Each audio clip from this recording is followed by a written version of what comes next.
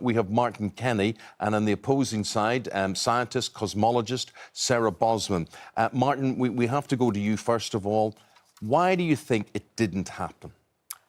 Well, there's overwhelming proof that it didn't happen. There's people researching this topic a lot more. We're in the age of technology now.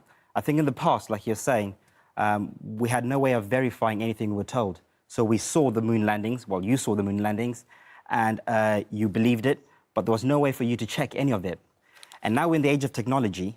As you said, a lot of the young people believe that it was faked, and that's because they are now investigating for themselves. I find it very interesting, and we'll talk to Sarah in a minute about the scientific side that she believes.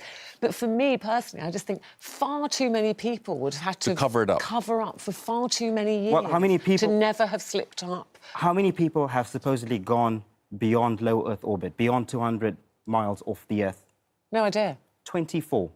The entire history of humanity. But 24 people. So your point is... Only 24. But so what I'm Ruth's saying is there was a whole control centre, operations centre, backup control, all sorts of things. Do you know what happens Building in the a rocket. finance department of ITV? In the No finance idea. department? No idea. Do you know what checks happens? are late. Do you know what happens in the executive office of ITV, right at the top? No, but if somebody tell was us covering nothing. something They tell up... you nothing, exactly. Yeah, but if so if something did happen... But if somebody's would covering you... something up, everybody would have to cover it up. No, they wouldn't, because you would know Sarah, about what it. do you think? Well, there are also a lot of engineers, of course, working on these for years and years. They had to come into their job every morning thinking they were developing a rocket. And that's thousands of people being involved in the development and the testing in the labs, people overseeing the labs. It's not only the 24 people who actually went off the Earth. It's the whole organization of NASA and the Apollo program. The position of the sun shadows, you will add to that today, using today's technology, you cannot see footprints, which you believe shouldn't have ever blown away. Yep. Well, here's the smoking gun. Here's the smoking gun. We can argue all day long about, you know, what I think, we've never been to the moon. None of us have been, you know, below the surface, a certain, you know, altitude.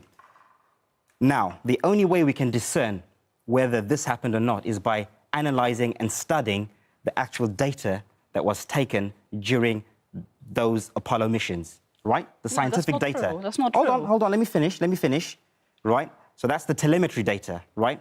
So during those 4 years that they did the Apollo missions, they collected loads of data, you know, biometrical data, design blueprints, etc., right? To end this, if we had the data now, and we could scrutinise it, if we could test it, which is the scientific method, test it, observe it's not and been research. Not only has it not been released, NASA destroyed it. Well, or lost Why it. would they have destroyed NASA it? Well, hang on. Donald Pettit, NASA astronaut and chemical engineer. This is a direct quote from him. There's a video of him actually saying this, and I quote, "I'd go to the moon in a nanosecond. The problem is we don't have the technology to do that anymore. We used to, but we destroyed the technology, and it's a painful process to build up again." Oh, of course, in that context, absolutely. In that context, absolutely. I completely agree with him. The technology we had at the time was so ridiculously obsolete. There was nothing we could do with it anymore.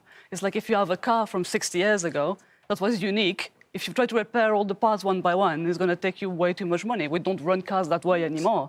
It was scrapped eventually because it was just too outdated.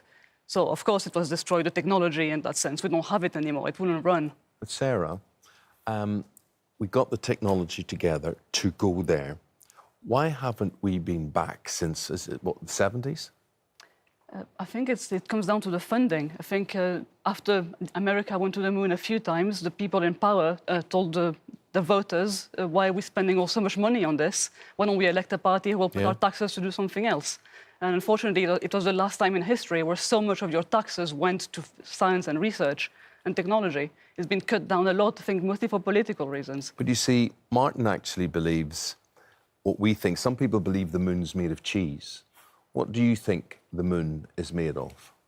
What I know the moon is, it's a luminary. That's all I know. What? It shines? It's a luminary. It's a luminary of some sort. So I can't go beyond that. And, you know, again, we're living in the age of technology.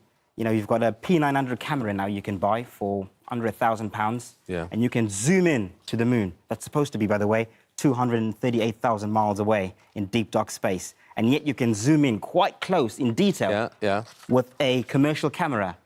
And people have taken photographs and images showing it sometimes translucent, You can see through it, right? Sometimes it's got something called a lunar wave. There are many videos showing the moon with a lunar wave. We don't know what that is. It's all a mystery. So you believe you couldn't possibly land on it because it's Absolutely not solid? not. If it isn't true, is he really doing any harm, or is it just an interesting theory? There's nothing wrong with people looking at data themselves and looking at buying their own cameras and taking their own data and so on. I think the main problem with the moon conspiracy is that the people involved that would have to cover it up now also involve people in Japan with this new satellite, people in Russia, people in Australia, who would all have to be covering up when they do this follow-up. America, why would they be covering up what America did 50 years ago? I mean, even Russia at the time admitted they were beaten in the space race. So they had the most reason to not believe the Americans. Yes, to blow the whistle on it all, yeah.